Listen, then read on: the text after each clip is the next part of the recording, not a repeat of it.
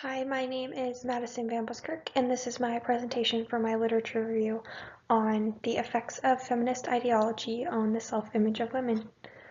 This topic stemmed from my own ideas and beliefs about feminism and its ability to empower women, and I wanted to do further research into this topic to learn about the benefits of it and what kind of effect and impact it can have on women, especially with the way that media treats women and the kinds of messages that are portrayed. I wanted to see if feminism could be a combatant for that. And so, yeah, I'm going to just get started with my presentation. Okay, my opening slide is A, an attention grabber, and B, just kind of the stereotypical messaging that women get about the way they should see themselves and about the way that women should be. So I kind of included just the common, Sports Illustrated magazine, Victoria's Secret ad, I included a Photoshop photo and of course a music industry reference that kind of plays into misogyny and anyway, that's just a big example of how music influences women's perceptions of themselves and men's perceptions of women as well. But the title of this slide is it's clear Western culture and media have dramatically influenced how women see themselves, and numerous studies have been done into this to show that modern media and media from all decades have influenced the way women think of themselves and have lowered body image satisfaction in women. And the National Eating Disorder Association, I included some things from them in my literature review, but they kind of just backed up this same thing that, media has damaged the way women think about themselves and has led to increased eating disorders. So that's kind of the underlying feeling in my presentation, and this is kind of what I'm looking at, what feminism can do to help stop, prevent, change. Even with all of this still out here, what can women use as a resource to combat this and to improve themselves and to find empowerment? And so that's where feminism comes in my eyes, as a resource, among other things. Okay, so my research question is, could exposure to feminism work to change the way women view themselves and combat mass media ideals?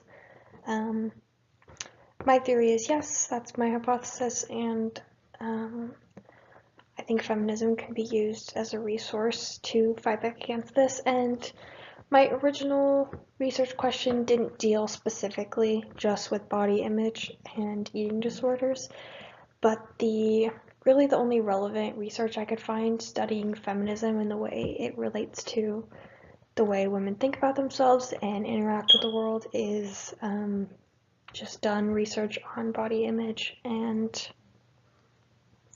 eating disorders. So that's kind of what steered the direction of my literature review from here. Just focusing specifically on body image and eating disorders, though I will talk later in this presentation about where that could be applied besides just body image. But yeah, that's it. So first thing, as I stated previously, it's accompanied by a hypothesis that I think feminism and feminist ideology, feminist media, feminist music, all that kind of stuff can potentially improve the self-image of a woman. Personal empowerment is a big part of activism, and feminism can certainly empower people.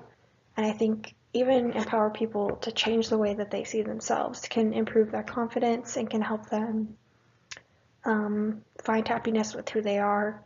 In the core principles of feminism, to empower women can also just empower them to love themselves and see themselves different and to not believe what the media puts out there and what Western culture is kind of all about. So go forward into the findings section. So the first thing in here that they had to deal with in the findings is the research has to tell us how they're going to measure feminism and how they're going to study it and how can they quantify that in a research setting. So a lot of this was done with surveys and questionnaires.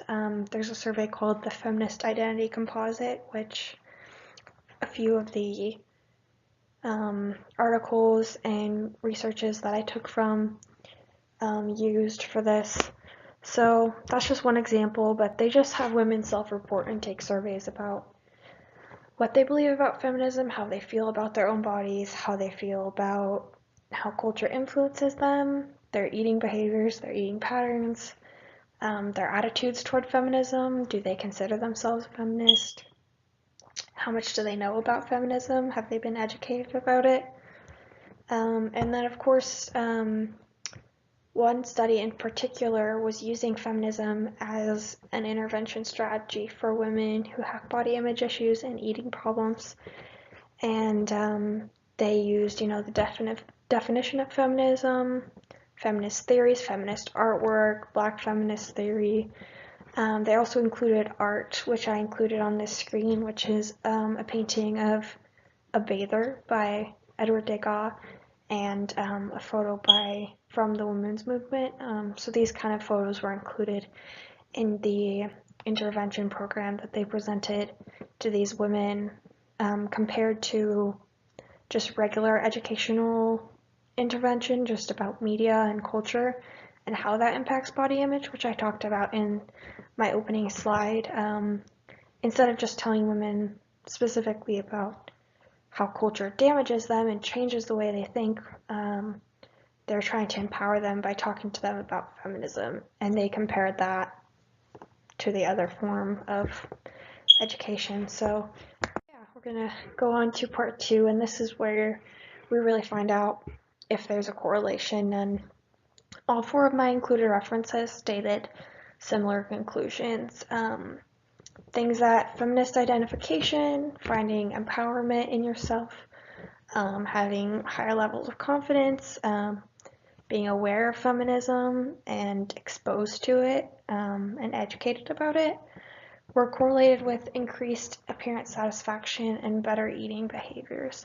So for the most part, they couldn't definitively prove that it caused the one thing, because humans unfortunately cannot be studied like that, but they were able to find a correlation between, women who called themselves feminists or had been exposed and accepted feminist ideologies, tended to be more self-confident. And the study that I was just talking about, where they were using it as an intervention strategy, proved to be more helpful than just psychoeducational intervention strategies. So yeah, that's really great. And that was the big finding that I found that supported my original hypothesis and proved that feminism has, not proved, I guess, apparently, but correlated that it could help, it could be used for the benefit of women, especially in their own self-perception and their confidence levels and their eating behaviors. So yeah. In part 3, they talked a lot about practical applications for this, and of course talking about the study that I was just barely talking about, that this kind of treatment would be beneficial to eating disorder treatment, which is really great to incorporate feminism into clinical treatment for eating disorders would be a great implication for this kind of finding. Others determined that holding a feminist identity was a predictor of higher body image satisfaction, and that it may even serve to prevent or reduce that kind of feeling. So thinking about this kind of in a preventative measure, educating women, especially young women, about feminism and what it means and how to feel empowered and how to gain their own self-confidence without being as much influenced by the media, that they can, prevent that kind of down the road body image dissatisfaction, and, potentially even prevent eating disorders, which are very much rampant among women in Western societies. So yeah, just like I was talking about, that it had a lot of implications. They're really relevant because, you know, as feminism is a buzzword in today's society, everyone's gonna call themselves a feminist, or they're gonna hate against feminism. We want to get down to the root of what is actually feminism and the real definitions and the real theories that back it up. And using this, we can use it as a tool for empowerment and as a tool for treatment of women in different situations related to their own levels of confidence, or anything else, even because the way that we feel about ourselves impacts the actions that we take, the choices that we make in our lives, and our ability to function in society. So I think this could have further implications besides just talking about body image and eating disorders. I believe it could have implications for, women who are involved with illegal drugs, you know, risky sexual behavior, that kind of thing that may be correlated with, lack of self-confidence, not understanding themselves, not understanding their worth, So I think it could have implications for further use, but all I was able to really find was talking specifically about body image and self-confidence in related to your body, but I think it could have greater impact than that. And I think not only could it be used in clinical settings, but also just educationally. If we use feminism education early on in, I don't know, even just primary or secondary education systems, that it could prevent the development of body image dissatisfaction and eating disorders and the other things that I talked about, just can help women feel confident in themselves, and can learn this from a young age, could be preventative.